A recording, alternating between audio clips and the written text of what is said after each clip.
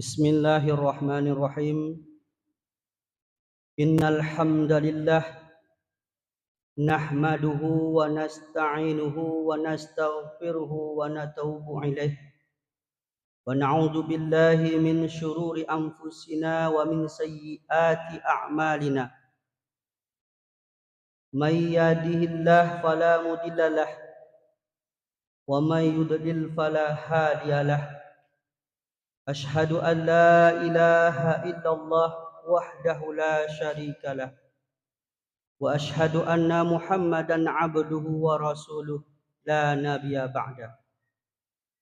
Allahumma salli ala sayyidina Muhammad wa ala alihi wa sahbihi ajma'in. Qala Allah ta'ala a'udzu billahi minasy syaithanir rajim. Bismillahirrahmanirrahim. Ya ayyuhalladzina amanu taqullaha haqqa tuqatih wa la tamutunna illa wa antum muslimun. Sidang jamaah Jumat yang dirahmati oleh Allah Subhanahu wa taala. Pada kesempatan hari yang berbahagia ini, marilah selalu kita meningkatkan iman dan takwa kita kepada Allah Subhanahu wa taala. Yang dimana Allah Subhanahu wa taala selalu melimpahkan rahmatnya kepada kita. Terkadang kita tidak ingat kepada Allah, namun Allah selalu ingat kepada hambanya, yaitu memberikan sesuatu hal yang kita inginkan dalam kehidupan sehari-hari. Padahal terkadang yang kita inginkan itu tidak sesuai dengan apa yang ditentukan dalam ajaran agama kita. Begitu juga selawat berangkaikan salam, marilah kita selalu berselawat kepada Nabi Muhammad sallallahu alaihi wasallam. Karena berkat perjuangan beliau, kita bisa merasakan indahnya kehidupan di dunia ini. Karena berkat perjuangan beliau, kita merasakan yang namanya iman, Islam, tauhid, ma'rifat. Dan berkat perjuangan beliau, harkat martabat kaum Hawa diangkat oleh Rasulullah menjadi jannatun tahtal aqdal ummi, yaitu surganya orang laki-laki terletak di bawah telapak kaki orang tua atau ibu kita. Sidang jemaah Jumat yang dirahmati oleh Allah Subhanahu wa taala. Dalam kehidupan kita ini banyak sesuatu hal yang memang harus kita lakukan. Namun ada beberapa hal yang harus kita perhatikan. Jangan sampai apa yang kita lakukan itu tidak sesuai atau tidak mendapatkan ridhonya Allah Subhanahu wa ta'ala. Pada kesempatan ini izinkan khatib untuk membawakan khutbah Jumat dengan tema meniti hidup dengan kemuliaan. Tentunya Bapak, sidang jamaah Jumat yang dirahmati oleh Allah Subhanahu wa taala. Hidup mulia itu sudah pasti bahagia. Akan tetapi meraih kebahagiaan banyak di antara kita tanpa memperdulikan kemuliaan. Artinya apa? Mereka berbahagia meraih apa yang mereka inginkan, namun tidak sesuai dengan apa yang disyariatkan dan tidak mendapatkan ridho Allah Subhanahu wa taala, artinya menghalalkan segala cara untuk mendapatkan kebahagiaan di dalam dunia ini. Sidang jamaah Jumat yang dirahmati oleh Allah Subhanahu wa taala, tentunya kita mendapatkan dan mengharapkan kebahagiaan dunia dan akhirat dan mendapatkan kemuliaan kehidupan kita di dunia dan di akhirat. Bagaimana caranya? Ada 3 cara sidang jamaah Jumat yang dirahmati oleh Allah supaya kita mendapatkan kemuliaan di dunia ini. Yang pertama adalah mujahadah linnafs, yang artinya adalah pengendalian diri, di mana kita harus mengendalikan diri. Kata Rasulullah sallallahu alaihi wasallam dalam riwayat Abu Hurairah, barang siapa orang yang berkuasa adalah orang yang menang dalam perkelahian. Bukan hal yang demikian yang diharapkan Rasulullah. Bukan orang yang menang dalam pertarungan.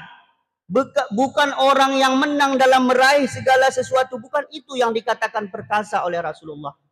Akan tetapi orang yang perkasa adalah orang yang mampu mengendalikan dirinya seketika ia marah, Bapak.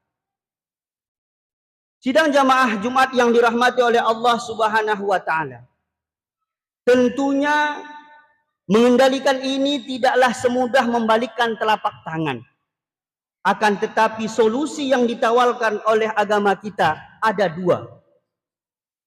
Yang pertama dalam Quran surah Al-Ankabut ayat 45 yang ditawarkan oleh Allah Subhanahu wa taala. Inna sholata tanha anil fahsai wal munkar. Sidang jamaah yang dirahmati oleh Allah, tentunya di dalam kehidupan kita ini, jikalau kita ingin bisa mengendalikan diri, tentunya tidak terlepas dari apa yang kita lakukan, yaitu nama ibadah sholat. Ini tidak menjadi khawatiran lagi dan keraguan bagi kita sidang jamaah. Janji Allah pasti akan ditepati, tapi janji manusia banyak yang dikhianati. Ustadz, banyak di antara kami sudah melakukan sholat, namun hal-hal yang dilarang oleh agama kami tetap kami lakukan. Bukan ibadah sholatnya mungkin sidang jamaah Jumat yang salah. Akan tetapi mungkin tata cara sebelum melaksanakan sholatnya, yaitu seperti wuduknya, istinja dan lain-lain. Ini juga menjadi harus perhatian bagi kita. Artinya kata Rasulullah, "Shollu kama ra'aitumuni usolli." Solatlah kamu wahai sekalian umat Islam sebagaimana engkau melihat aku solat, kata Rasulullah. Artinya solat kita ini harus sesuai dengan syariat, tidak bisa ditambah-tambah rakaatnya, tidak bisa dikurang-kurang ataupun sesuai dengan harapan kita. Solat yang harus ditentukan oleh agama itulah yang paling bisa menjadi senjata ampuh untuk mengendalikan diri kita supaya kita bisa mengendalikan dari perbuatan-perbuatan yang tercela. Yang kedua yang ditawarkan oleh agama kita yaitu berpuasa. Seketika kita sudah melaksanakan yang namanya ibadah solat, mungkin ada beberapa hal yang mungkin menjadi sebuah ganjalan. Kenapa? Karena mungkin godaan setan yang terkutuk yang begitu kuat yang diberikan leluasa oleh Allah kepadanya. Satu lagi yang bisa mengendalikan diri kita adalah berpuasa. Karena kata Rasulullah sallallahu alaihi wasallam, puasa bukan sekedar menahan diri makan dan minum. Akan tetapi puasa itu adalah menahan diri dari perkataan sia-sia atau perbuatan yang tercela. Tentunya sidang jamaah yang dirahmati oleh Allah Subhanahu wa taala, implementasi puasa itu sangat luas apabila kita memahami dan mempelajari. Jangankan untuk melakukan perbuatan-perbuatan tercela, untuk menjaga puasa kita saja, apabila kita mampu, insya Allah akan berdampak baik pada kehidupan kita sehari-hari. Sidang jamaah Jumat yang dirahmati oleh Allah. Yang kedua, bagaimana cara supaya kita mendapatkan kehidupan yang mulia, yaitu husnudzon, yaitu berprasangka baik. Berprasangka baik kepada siapa? Tentunya yang pertama sidang jamaah adalah berprasangka baik terhadap diri sendiri. Bahwasanya kita adalah ciptaan Allah yang begitu sempurna dan dijadikan menjadi khalifah, dan setiap kepemimpinan kita nanti akan Allah minta pertanggungjawaban sidang jamaah. Yang kedua, bagaimana kita berprasangka baik kepada orang lain, lebih-lebih kepada pasangan kita di rumah sidang jamaah. Berprasangka baik kepada tetangga kita, berprasangka baik kepada orang di sekitar kita, berprasangka baik kepada sesama kita, walaupun dia bukan dari kalangan orang yang beragama Islam. Selanjutnya sidang jamaah Jumat yang dirahmati oleh Allah Subhanahu wa taala. Kepada siapa lagi kita harus berprasangka baik? Tentunya yang terakhir adalah berprasangka baik kepada Allah Subhanahu wa taala. Kita harus berprasangka baik kepada Allah. Allah sudah menciptakan kita, sudah menjadikan kita menjadi orang Islam, sudah memberikan keinginan sesuai dengan apa yang kita harapkan, sesuai dengan apa yang Allah ridhoi. Sidang jamaah yang dirahmati oleh Allah, terbayangkah kita apabila kita dilahirkan dalam keadaan cacat? Mungkinkah itu? Mungkin. Namun Allah ciptakan kita begitu sempurna. Bagaimana orang-orang yang tidak sempurna, sidang jamaah? Bagaimana orang yang tidak melihat? Bagaimana orang yang tidak bisa mendengar? Bagaimana orang yang tidak memiliki kendaraan roda 4? Bagaimana orang-orang yang di bawah strata di bawah kita, sidang. Tentunya berprasangka baik kepada Allah ini akan menjadikan sebuah ibadah bagi kita. La in syakartum la ajidannakum wa la in kafartum in azabil lasadid. Sidang jamaah Jumat yang dirahmati oleh Allah, jikalau rasa syukur ini kita implementasikan, kita nikmati, kita bahagia dalam kehidupan kita, dalam berumah tangga, dalam bermasyarakat, insya Allah nantinya kita akan mendapatkan kemuliaan baik di dunia maupun di akhirat. Selanjutnya sidang jamaah Jumat yang dirahmati oleh Allah, bagaimana cara kita supaya hidup mulia? Tentunya ukhuwah yang harus kita perkuat, yaitu persaudaraan. Sidang jamaah Jumat yang dirahmati oleh Allah Subhanahu wa taala, kata Rasulullah, al-mu'minu lil mu'minu kalbuyani yashuddu ba'duhu ba'da. Yang artinya seseorang mukmin bagaikan mukmin yang lain adalah bagaikan bangunan, sebahagian menguatkan dan sebahagian lainnya menguatkan. Sidang jamaah Jumat yang dirahmati oleh Allah Subhanahu wa taala, tentunya bangunan bisa kita bayangkan dan kita lihat betapa bangunan itu kuat apabila saling mengokohkan, saling memerlukan. Tiang tidak akan bisa berdiri tanpa ada pondasi. Atap tidak akan bisa begitu kokoh jikalau tidak memiliki yang namanya tiang, tidak memiliki dinding, tidak memiliki teras, tidak memiliki lantai. Begitulah seumpama kita sidang jamaah bersaudara. Diumpamakan juga dalam satu riwayat, persaudaraan ini sama seperti dengan dalam satu tubuh. Apabila satu tubuh anggota badan kita sakit, maka semuanya akan merasakan sakit. Begitu tangan kanan gatal, tangan kiri merasakan juga dan ikut menggaruk. Begitu rasa perut kita sakit, mulut langsung berbicara, Allah, begitu sakitnya perut. Padahal yang sakit perut bukan mulut. Inilah pengumpamaan sidang jamaah Jumat yang dirahmati oleh Allah. Persaudaraan ini penting. Kenapa demikian? Karena persaudaraan pada zaman sekarang begitu memprihatinkan sidang jamaah. Sesuai dengan apa yang dikatakan Rasulullah, nantinya kamu ini akan diperebutkan. Diumpamakan buih di lautan sidang jamaah. Dibawa ke tepi, ditarik ke tengah kembali.